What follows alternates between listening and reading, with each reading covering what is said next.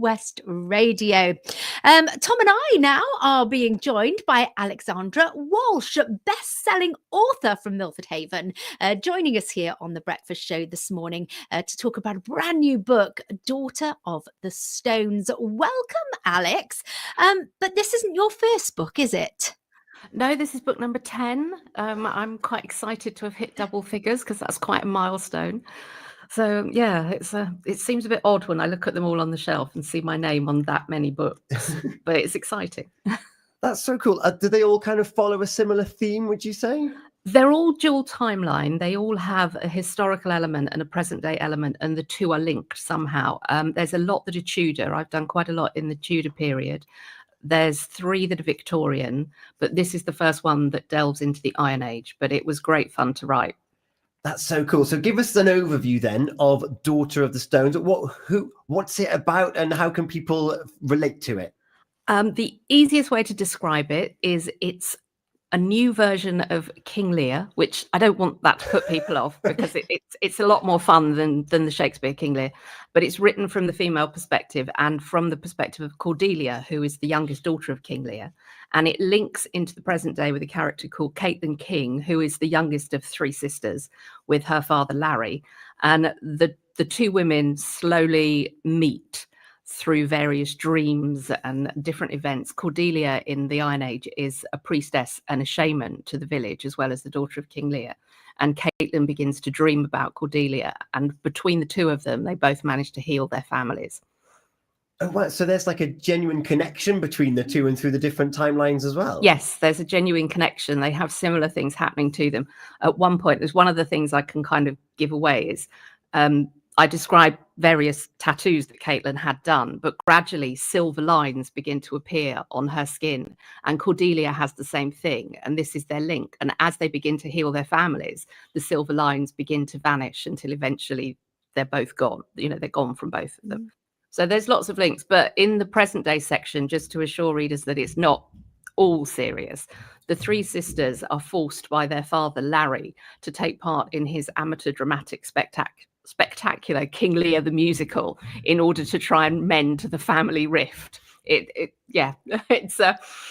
had a lot of fun with King Lear the musical. They have they do a lot of sort of big show numbers, and at one point they conga off stage to Papa Loves Mumbo, and then they conga back on the other side and carry on with another scene. It's there's a lot of silliness to lighten the tension because there's a lot of seriousness in there as well, and you just need a bit of light and shade. So we've got a bit of a comedy side to this as well, and a fun element to the book. Yes, because when you say to people it's a rewriting of King Lear, a lot of them just glaze over immediately and go, "Oh my God, no!" But it's not that. It's really a story about sisters, about healing families, about love. There's a love story that runs through both sides. So there's a huge amount in there. And there is also a third element, but to go into that would be far too complicated. But there's another part that joins it all together as well, which is again featuring 3 sisters. You've got to pick the book up and find out for yourself, haven't you? There's quite a lot in there. It was quite complicated to write. It was a bit like a jigsaw puzzle. Well, you've got the book there in your hand, haven't you? Put it up to the camera there for those that are watching us on social media. Wonderful illustration on the front there. Who's responsible for that? That's my lovely publishers, Boldwood Books. They are the ones responsible for the covers. So this is published by Boldwood Books on the 23rd of October. If you all want to rush out and buy it. It'll be on audiobook as well. Oh, fun. And audiobooks, just because this is quite an interesting thing as well, are all recorded by Emma Gregory, who is one of my oldest friends. We met when we did our drama A-level together when we were 16. Oh, wow. And she then went on to have a fantastic career with the Royal Shakespeare Company and in the West End. And more recently is very well known for a game called Baldur's Gate, where she's one of the characters in that. And she does a lot of audiobooks as well, and she's done all of mine. So that will be out next Thursday as well. Baldur's Gate's massive. Yeah. Yeah, she's one of the main characters in that. I'm glad you brought in gaming, actually, because you were talking there about the split timelines. There's a new game out. Stuart on the gaming show with Mags Optics will love this. Split Fiction, where you've got people in like olden times and very modern futuristic times, but the timelines are linked. And so you've got to do the game together, and people can see different things on their side of the screen. And that's what that's giving me vibes of for those that... I didn't know that. Yeah. I didn't know that. So where did your want to write about split timelines come from? Because I imagine it's hard enough just writing a book, let alone one that's running through 2 different timelines.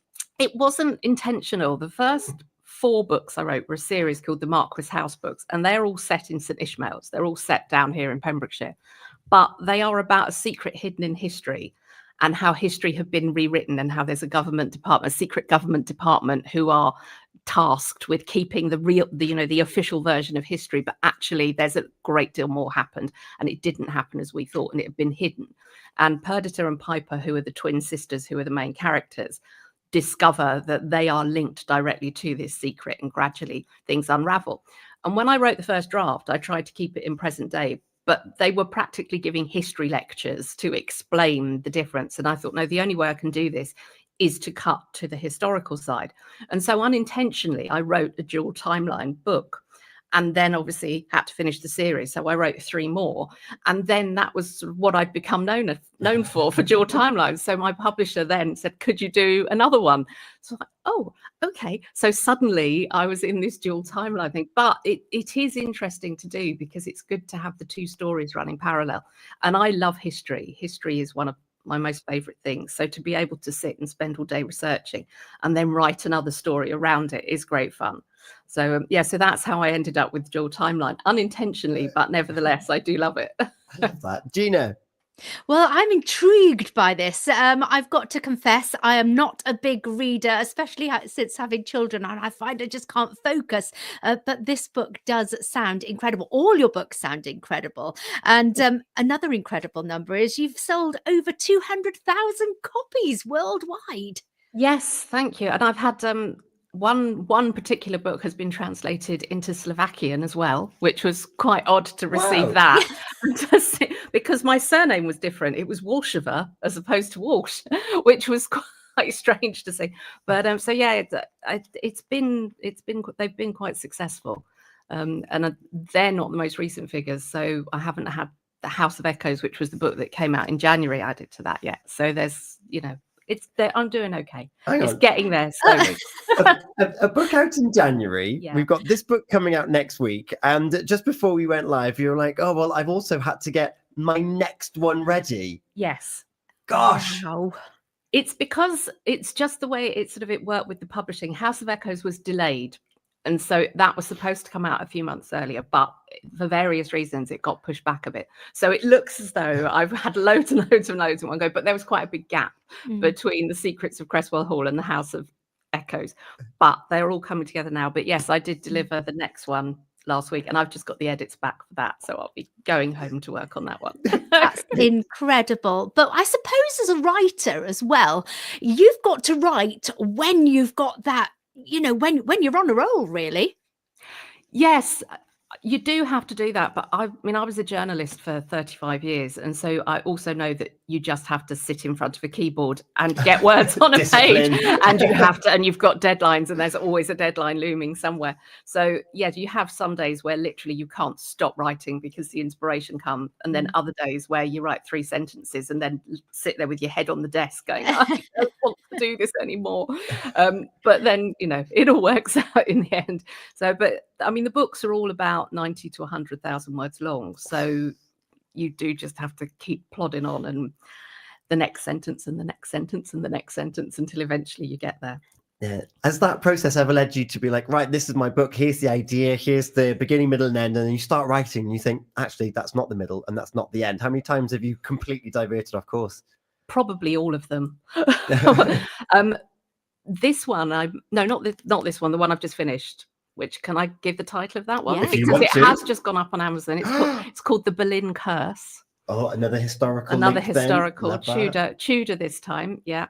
And that one I did plot really, really closely. And after about 2 weeks of writing it, I looked at what I'd plotted and went, oh yeah.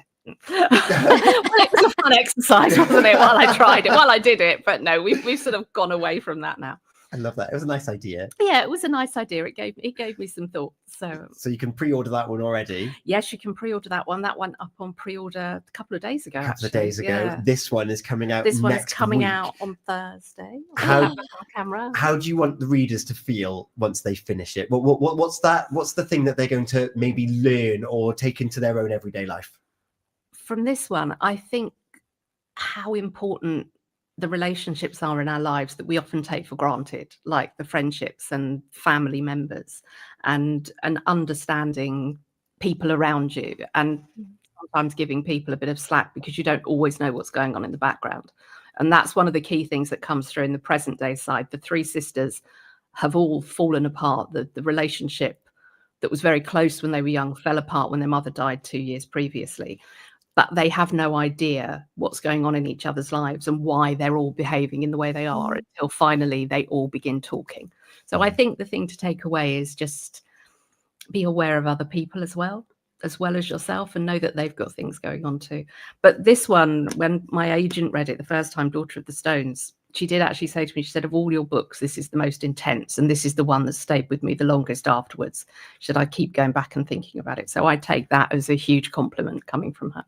I love that. A reason for us to open our eyes to the family members, the people around us. We're all living these intricate, wonderful lives, but that comes with pros and cons, and we need to increase our understanding sometimes. Yeah, I think we do. So remind us then, what is the name of the book? Where can we pick it up? And if we want to find out more about your other books, where can we find more about you? You can find more about me online. I have got a website, although it does sadly need some updating, but I do blog on there fairly regularly. I've also on a Substack under my name, and I'm on Twitter and Instagram as Purple Mermaid 25. And the book is Daughter of the Stones, and it's out next week, the 23rd of October, and it's available on Amazon, on the Apple one, Kobo, Apple Books, Kobo, and you can order it from Waterstones. You can order it from most bookshops as well. And if they bump into you in Milford Haven, St Ishmael's, you can say, may I have a copy? Well, I'd like to be able to say, yes, I could dish them out, but I don't get sent very many copies. It's this real belief that we've all got boxes and boxes of our books everywhere at home. I was only sent 4 copies. Oh, I love that. Yeah. We'll keep them pride of place on the shelf. First edition of Daughter and the Stones. It's coming out next Thursday. Get your hands on them. Pre-order them at any good bookshop and find them online, and even an audio recording as well, which is fantastic. It's Feel Good Friday. I'm going to leave the hardest question to Gina. Yes, well, we always like to ask our wonderful guests if you would like a song played here on the radio this morning. So any ideas what song you might like? Well, one of my favourite songs is There She Goes by the Lars. Yes. Could we play that? Yes, please? We can. There she goes. It's gone into the log, all ready to go. Alexandra Walsh, author of Daughter and the Stones, thank you so much for joining us here on The Breakfast Show on Feel Good Friday with SM Bespoke Care, and all the best with this book launch and the edits for the next one. Thank you very much. The Lars, There She Goes, coming up next for you here on Pure West Radio. Feel Good Friday with SM Bespoke Care.